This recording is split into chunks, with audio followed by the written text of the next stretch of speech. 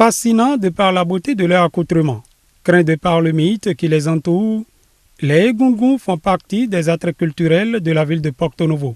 Pouvoir les admirer dans leurs riches étoffes colorées et dans leurs danses très animées, ponctuées de courses-poursuites, est pour beaucoup un plaisir. Pour connaître les origines de cette divinité, nous faisons une incursion au couvent central de la ville de Porto Novo.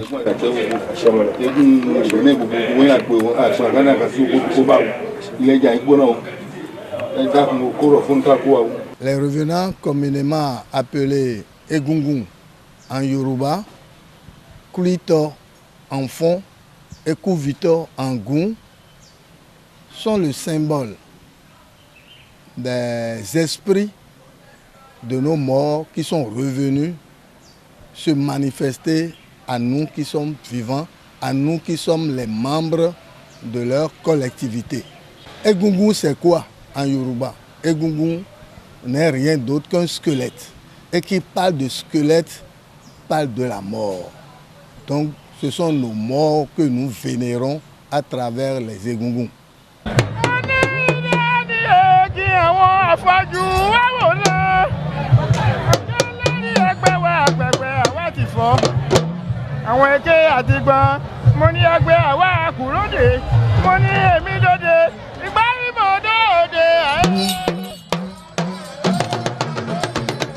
Si vous faites attention, vous aurez constaté que un Egungun ne parle jamais Gun.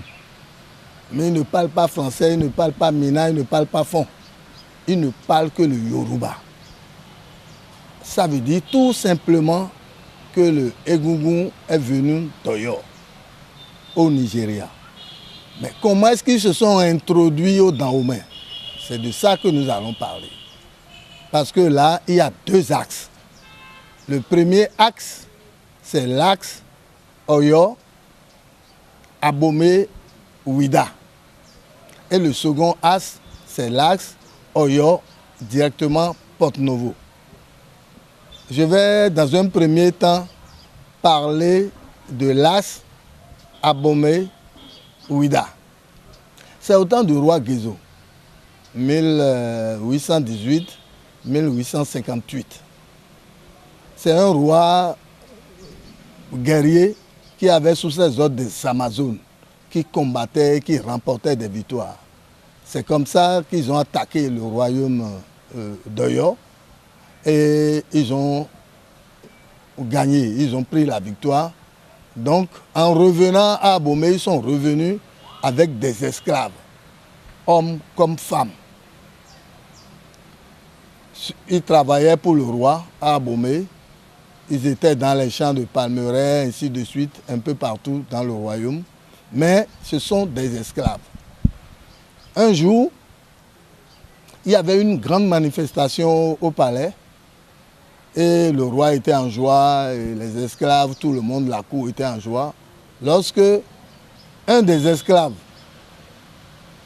qui était un haut dignitaire Egungun chez lui à Oyo, a proposé au roi Gezo qu'il a le pouvoir de faire apparaître tout de suite et maintenant ses ancêtres d'Oyo qui vont se manifester ici.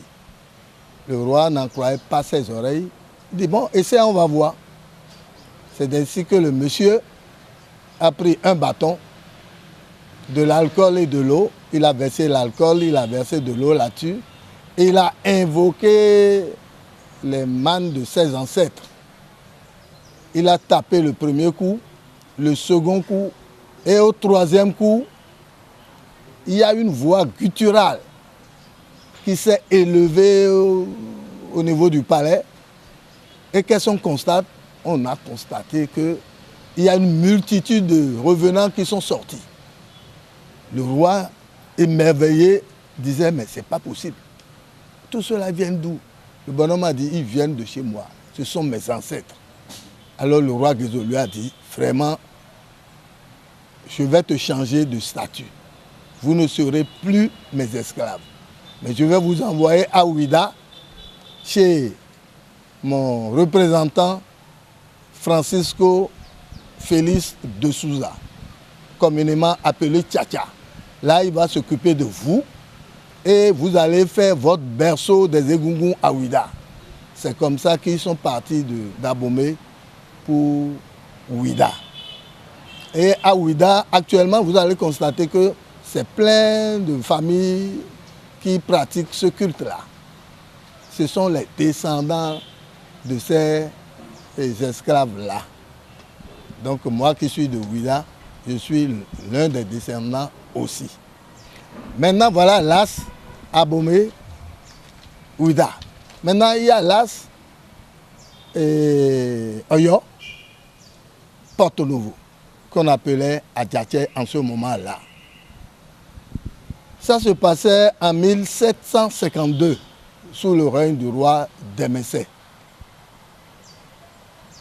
Sa maman est d'origine Yoruba. Il est maternellement d'Oyo. Donc Sakou manquait de spiritualité. Il n'était pas fort spirituellement. C'est-à-dire, il lui manquait quelque chose. C'est ainsi qu'il a fait appel à son oncle maternel, qui est Oyo, de venir l'aider à gouverner. Son oncle est venu. Il a fait un temps avec lui et le roi lui a donné une femme. Il a fait le premier enfant, quelques instants, qui a disparu. Le second aussi, qui est mort. Le roi dit, mais pourquoi tes enfants meurent comme ça? Et son oncle lui disait, non, c'est parce que je n'ai pas pu faire les cérémonies que je faisais dans mon pays là-bas. Quelles sont ces cérémonies-là? Il dit, ce sont les revenants qui venaient faire sortir mes enfants, qui venaient les baptiser.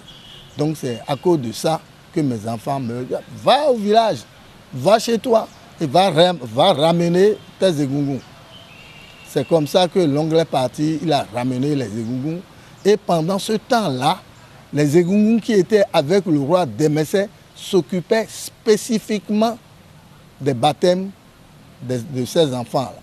Depuis lors, les Egungun font partie du riche patrimoine culturel et cultuel du Dahomey, aujourd'hui République du Bénin. Ils sont désignés sous plusieurs appellations qui sont fonction de la place occupée dans la société par l'ancêtre de son vivant. Le premier Egungun qui sort, c'est le Egungun qu'on appelle Gbebo. Le Gbebo là, c'est le Egungun confectionné en chose de jute, sac de jute. On appelle Tchakino. Les enfants, on dit Egungun Tchakino, Egungun Tchakino. C'est ceux-là les premiers. Après ceux-là, tu as les Aladé. Aladé là aussi, il y a encore il y a au moins 2 ou 3 sortes. D'abord, il y a les Adégbala, qui représentent parfois les grands Egungun dans certaines maisons. Il y a les Adé simples, ceux qui font le tour, qui émerveillent les gens quand ils font leurs choses là, ou tournoient leurs choses là, leurs touches là. Ça, c'est les Egungun Aladé simples, ça. Il y a les Tamas. Il y a les Egungun Eleru, ceux qui sortent avec les machettes, qui chassent les gens et après ils enlèvent, ils ôtent les grandes choses et puis ils apparaissent en tenue comme un sous-vêtement pour chasser les enfants et beaucoup d'enfants aiment ça. Bon, après ça, il y a les Alabala. Les Alabala, c'est des fétiches qui normalement sont chassés, c'est eux qui prônent, qui louent. C'est eux qui louent les familles, comme les panégyriques, ou quand on dit, bon, quand ils te voient, maintenant ils savent que tu es issu de telle famille. Et ils te louent. Toi, tu vas te souvenir de tes parents de faim. Et tu ne sauras même pas quand tu vas aller donner de l'argent. C'est ceux-là qu'on appelle les Alabala. Bon, après les Alabala, il y a les Djagba. C'est les Egungun qui parfois on les appelle les Vodun Tae, Egungun Tae. Et puis ils ont les chutes de choses là. Bon, parfois ça émerveille aussi les choses. Bon, après ça, il y a encore les fétiches comme Okoto. Les Okoto, c'est des fétiches qui sont souvent jumelés.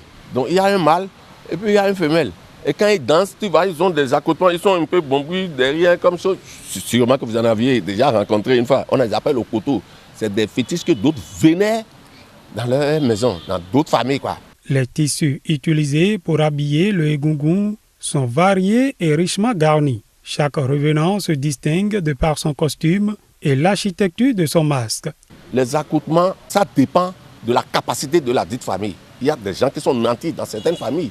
Et quand ils veulent faire de cette chose-là, ils investissent fort. Bon, parce qu'il y a des fétiches qui se font avec nos libines, là, les petites choses. Il y a d'autres qui le font avec des perles, uniquement des perles. Là, ce n'est pas 1 million, hein. 1,5 million, 1 million, c'est comme ça. Hein. C'est pourquoi, et nous, dans Porto-Novo, nous dépensons trop pour ça ici. Bon, nous dépensons trop pour ça. Le moins cher, tu as au moins 400, 500 000. Le moins cher, avec les perles, bien sûr. Pour un accoutrement, je dis bien pour un accoutrement. Il y a des accoutrements de 1 500 000. Ah, c'est de l'argent.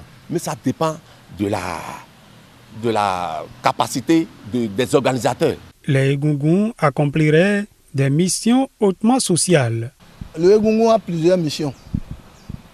Ça veut dire, en parlant de mission, vous parlez du rôle qu'il joue dans la société. Eh bien, le Egungun ne sort pas par plaisir. Soit c'est qu'il y a un décès d'un de ses fils. Et il doit sortir nécessairement pour faire les rituels. Dans un second temps, c'est qu'il y a une naissance et le Egungun doit sortir pour baptiser l'enfant.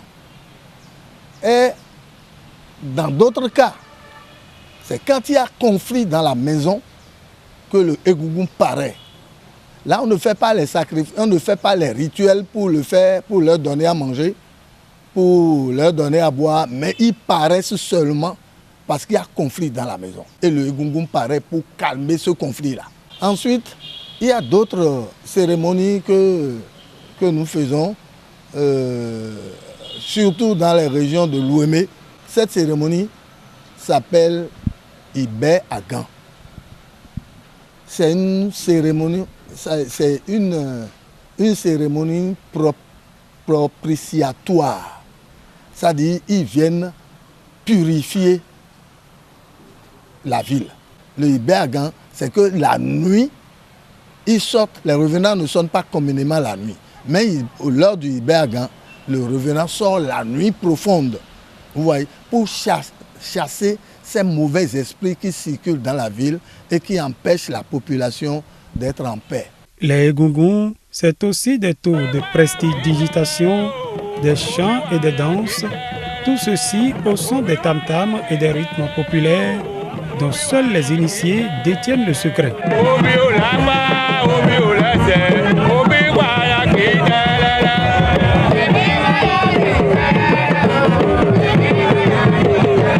Source de grand respect et de crainte, il y a encore quelques années, la divinité Egungun est malheureusement aujourd'hui galvaudée avec à la clé des actes qui jettent du discrédit sur ce culte. Dans les hautes sphères de ce culte, la situation ne laisse pas indifférent.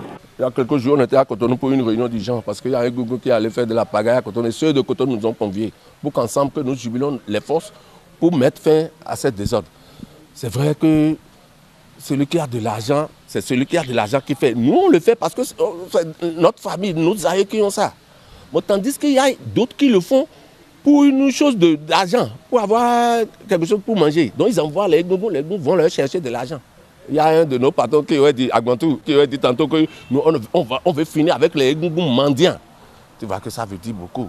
Ce n'est pas guerre entente, mais c'est ça, il y a d'autres qui le font pour ça. Il y a certaines familles d'origine Yoruba qui sont les détentrices des règles du culte. Ben, il y a des gens qui aiment la chose et qui ne sont pas de la famille. Eux, on leur fait une initiation, forcément.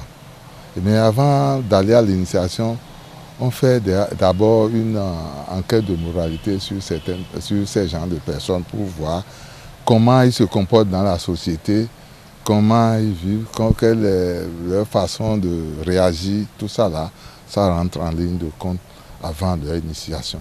Si c'est quelqu'un qui est violent ou ceci, on ajoute son initiation.